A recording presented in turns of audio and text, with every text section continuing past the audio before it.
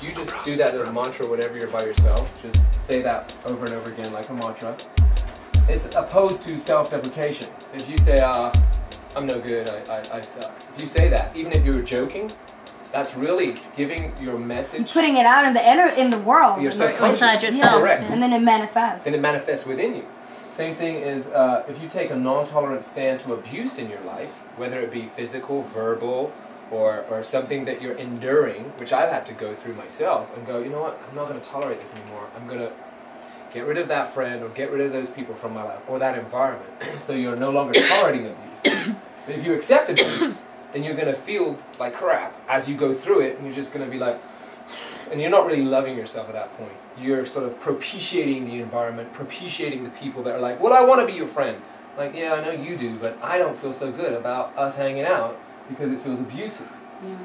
Your personal plan for your life. Everyone needs to have their personal plan, their personal vision. If they're scattered and lost, then they don't know where they're going. They've got no direction, and no one can really assist them where they're going in the first place. And they can be vacuous, meaning influential and just... And pull you down. Is that what you're talking about? About these people? Non-tolerant to abuse? No, I'm saying if you're scattered and lost, then you could be vacuous. Any Yes. information, anything, you can hold on to the wrong things. Absolutely right. Good. And then time set aside for you. I do a lot of service for other people. As you can see, I've been standing on people all the time. And it's very important that I find time for me at times. I just got to go alone, be with God, be with the universe. For me. Do whatever it is for me. And everyone's got to do it for them. If not, you're a slave to everything, whether it be the system, the bills. Have no time for yourself, you get stressed, you get out of whack. People say, I haven't got time to work out. Well, that's because you haven't set any time aside for you. Choosing good company. So this, to me, is good company. It's, you know, it's better to be around good company who are interested in consciousness, awareness, and being kind to each other, and being happy and high frequency, than to settle for a bad influence of company. If someone was smoking crack in here, I'd be like, you need to get out. You do that at home at your house. You gotta get outside. Chasing your dreams. The thing about myself, I think that's allowed me to stay so happy through my life is that I've always chased my dreams. And if my dream is there, I chase it. Doesn't matter what anyone tells me, I chase the dream. And I somehow managed to grasp that dream. You know, I came from England and managed to get successful in acting career. And when that didn't feel so good to me, I'm chasing a newer dream right now, which is really, this is a part of the dream I had, which is, you know, being able to serve the community, serve humanity. And it's a dream for me to have like someone like Jesse Campbell singing in here, the director of What the Bleep Do We Know, Chef Koya, Chef Angelic putting it together, Naja's helping us with marketing, got Vince over there behind the camera. I mean, it's a dream to have a community of people who are all about helping us as the humankind become higher in consciousness. That to me means more than being an actor who's just like, it's all about me, you know? I understand it might look like I'm all about me right now, but really I'm all about you. Yeah. So I chase my dreams because I'm not going to be a slave to the system. I can't be a slave to the system. It actually, when I felt like I was a slave to the system, it started killing my heart. So I had to say, no, I rebel against the system. The rules that I see that are in play currently do not match the ideals that I have for the human race. I see us being far brighter and better than what being a social security number seems to entail for us. So I'm not a slave to the system, and I won't be. You could read good books versus reading gossip magazines or not reading at all. Now we know that if you read really good books, I have some great books hanging out right there. I love this one. It's my favorite one. These are my favorite two books right now. Goji berries have amazing things for people, antioxidants. If you read about them, you will be shocked. Goji berries. Read about them. Breaking the Death Habit by Leonard Orr. We are capable of actually living as long as we wish to. If you practice these fundamentals, we can live with immortality. I know that sounds bizarre. Don't take my word for it. Read the book. That's why there are things in the Bible documenting men living to 950 years, because they lived without messing up. Like they didn't sin, which only means they lived on target. And because they lived on target with Mother Nature, they just lived longer. And this really is a modern day book that shows it. So if I was reading those books, I'm doing well. If I'm reading gossip magazines, I'm not doing so well with what I'm inputting in my brain. Now, audiobooks for the car. These books here, if you were my client, you would have been lucky to have, lended Deepak Chopra. I mean, some of them are still out. Like, this is Greek philosophy. I'd much rather be on the freeway listening to What the Bleep Do We Know than listening to garbage junk radio, which is radio mind junk. booty shape. Hey,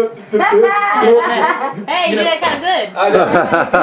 I used to do that as a living. You know about my past life. But my point is, it's better for us to fill our brains with this kind of stuff, awesome information, than to fill our brains with junk. So then we've got the exercise program and sport versus couch potato and laziness.